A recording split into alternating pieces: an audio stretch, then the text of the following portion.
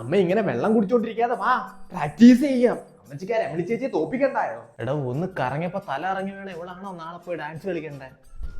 എടാ മോനെ, കറങ്ങുന്ന ഒന്നും വേണ്ട, നീ വേറെ വല്ലതും ഉണ്ടായി കാണിക്കുക. തലകുത്തി പറയുന്നു പറഞ്ഞോണ്ട് അത് മതിയോ? ഫസ്റ്റ് എടാ മോനെ, അമ്മ ഒരു സത്യം പറയട്ടെ, അമ്മയ്ക്ക് ഈ ഡാൻസ് ഒന്നും പറ്റത്തില്ലടാ. അതിപ്പോഴാണോ മനസ്സിലായത്?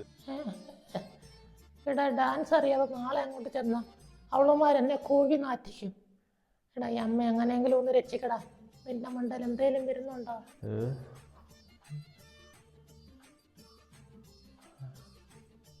ഒരൈഡിയ ഉണ്ട്. എന്താ എന്താ? അതൊക്കെ ഉണ്ട്. അയ്യോ സുശീലി, നിനക്ക് എന്തോ പറ്റിയേ?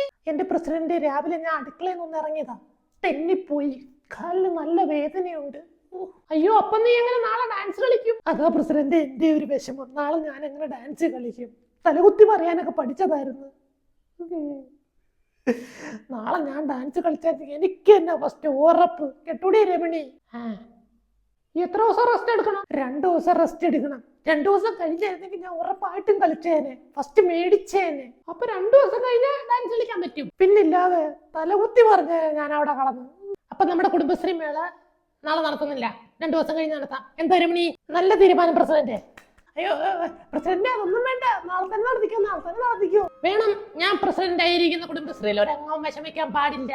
അതുകൊണ്ട് 2 ദിവസം കഴിഞ്ഞ് കുടുംബശ്രീ മേള, നീ വന്ന് ഡാൻസ് കളിക്കും, ഫസ്റ്റ് മേടിക്കും. പോയാലോ രമണി?